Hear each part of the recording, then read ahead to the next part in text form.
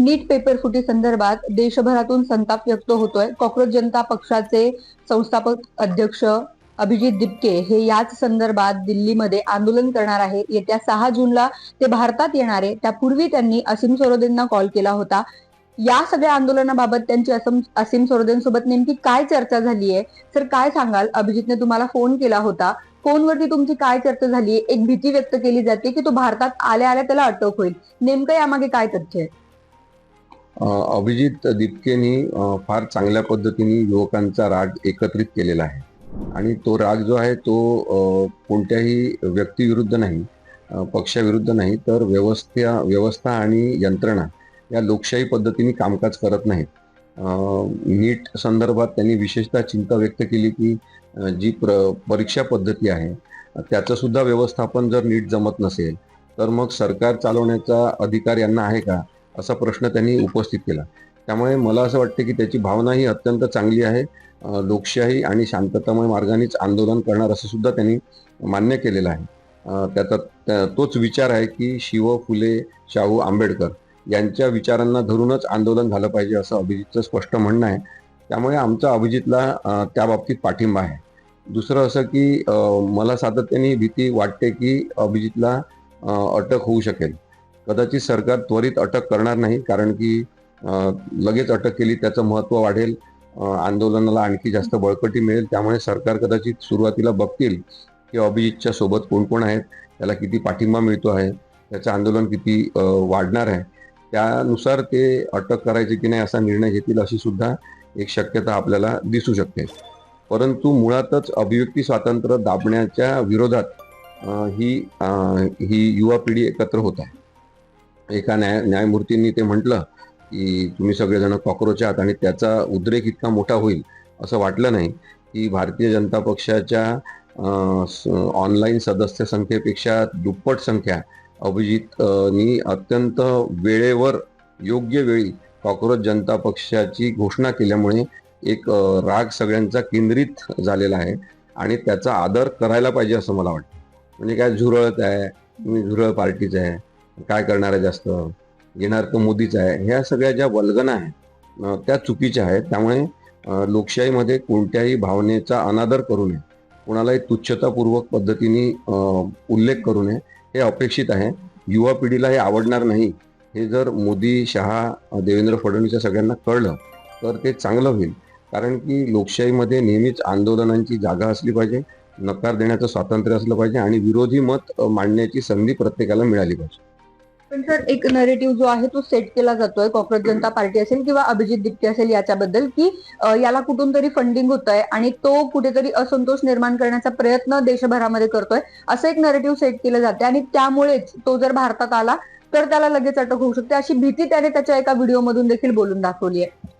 अभिजित दिपकेला सुचलं का हे की कॉक्रोच जनता पार्टी असं नाव द्यायचं? त्याला सुचलेलं नाहीये. एका न्यायाधीशांनी अत्यंत असंवेदनशील अशा प्रकारचं वक्तव्य केलं, बेजबाबदार प्रकारचं विधान केलं, ज्याच्यामध्ये कॉक्रोच हा शब्द वापरला आणि त्यांनी त्या कॉक्रोच या शब्दाचा अत्यंत चांगल्या पद्धतीने वापर करून युवकांचा जो राग आहे तो एकत्रित केलेला आहे. आता याच्यामध्ये मग आपण असं म्हणणार का की ते जे न्यायाधीश आहेत त्यांना विदेशी हात त्यांच्या मागे आहेत असं म्हणणार का? त्यांनी नसतं म्हटलं तर काहीच झालं नसतं. त्यामुळे हे जे नरेटिव्ह प्रस्थापित केलं जात आहे, ही पार्श्वभूमी तयार केली जाते मुद्दा म्हणून, की राष्ट्रविरोधी तुम्ही काम करताय, तुम्ही देशविघातक काम करताय, तुम्हाला परदेशी निधी मिळतोय, हे पुढच्या दृष्टीसाठी नरेटिव्ह IT सेलच्या माध्यमातून प्रस्थापित केलं जात आहे अभिजितच्या विरुद्ध. आणि म्हणून मला हे वाटते की कधी ना कधी अभिजितला अटक होणार आणि त्यावेळेस आम्ही कायदेविषयक काम करणारी वकिलांची टीम म्हणून त्याच्यासोबत आम्ही असणार. माझ्याप्रमाणे दिल्लीतले पण अनेक वकील त्याच्यासोबत आहेत आणि सगळेजण त्याला आम्ही नक्की मदत करू. जोपर्यंत आंदोलन लोकशाही अहिंसक पद्धतीने सुरू असणार तोपर्यंत आमचा त्याला पूर्ण सपोर्ट आहे. अहिंसक पद्धतीने तुम्ही म्हणताय, मात्र सध्या आपण पाहिलं तर तरुणांमध्ये रोष जास्त वाढलेला आहे.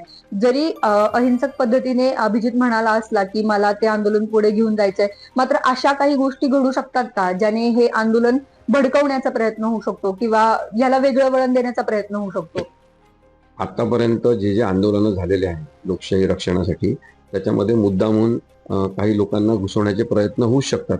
मुद्दामून सांगितलं जाईल काही जणांना, तिथे जा आणि दगडफेक करा, तिथे जा आणि शिवीगाळ करा, तिथे जा आणि काहीतरी जाळपोळ करा किंवा काहीतरी देशविघातक बोला, अशा घोषणा द्या, हे सांगितलं जाऊ शकते. त्यामुळे असे जर लोक आंदोलनामध्ये सहभागी झाले असतील तर त्यांची चाचपणी करण्याची व्यवस्था आणि यंत्रणा सुद्धा अभिजितला उभी करता आली पाहिजे. नाहीतर मुद्दामून काहीतरी बालंट लावायचं आणि कायदेशीर कारवाई करायची हे होऊ शकते. पण त्याचबरोबर हा विचार सुद्धा महत्वाचा आहे की त्याची मनोभूमिका अशी अहिंसक पद्धतीनेच काम करण्याची आहे.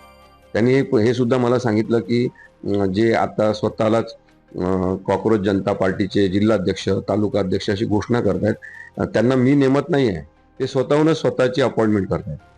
त्यामुळे त्यांची प्रवृत्ती कशी आहे, त्यांची वैचारिक पार्श्वभूमी कशी आहे, त्यांचं वाचन आहे का, लोकशाहीचा अभ्यास आहे का, याच्याबद्दल अभिजितला माहिती नाही आहे.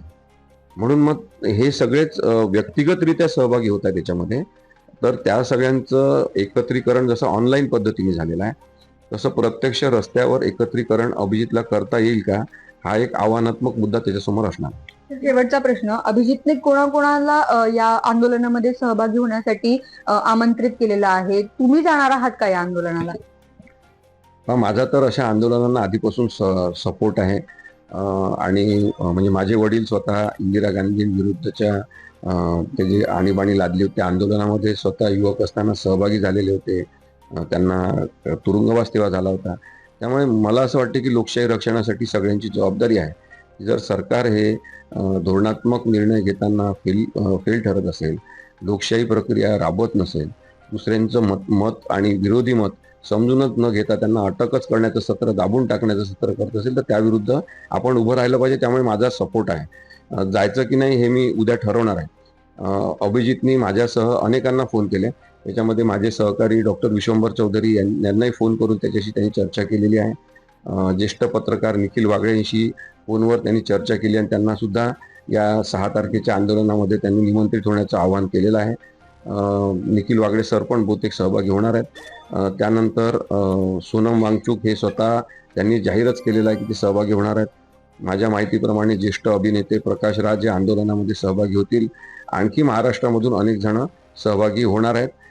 वैचारिक पाठिंबा आमचा त्याला नेहमीच आहे आणि मी जसं सांगितलं तसं की लोकशाही मार्गाने आम्ही निर्भय बनून चळवळ चालवतो आणि लोकशाहीमध्ये कोणतंही बेताल वक्तव्य न करता, इतरांबद्दल तुच्छतापूर्ण वक्तव्य न करता वस्तुस्थिती लोकांच्या लक्षात आणून देणं ही आपली जबाबदारी आहे. या भावनेतून आम्ही अभिजित दिपकेच्या कॉक्रोच जनता पार्टीला सपोर्ट करतो. नक्कीच कॉक्रोच जनता पार्टीचं आंदोलन आहे 6 तारखेला दिल्लीमध्ये. या आंदोलनाला वेगळं वळण लागतंय की अहिंसेच्याच मार्गाने हे आंदोलन पुढे जाते हे पाहणं महत्वाचं ठरणार आहे. अभिजित दिपके भारतात आल्यानंतर त्याच्यावरती सरकारकडून काही कारवाई होते का याकडे संपूर्ण देशाचं लक्ष लागले आणि येत्या 6 तारखेला या सगळ्या गोष्टी स्पष्ट होतीलच. त्यापूर्वी असीम सरोदेंना दिपकेने फोन केलेला होता आणि त्यांची काय चर्चा झाली, पुढे या आंदोलनाचं काय होऊ शकतं याबाबतची सगळी माहिती असीम सरोदेंनी दिलेली पाहायला मिळते. पुण्याहून शगुफ्ता शेख, लोकमत.com.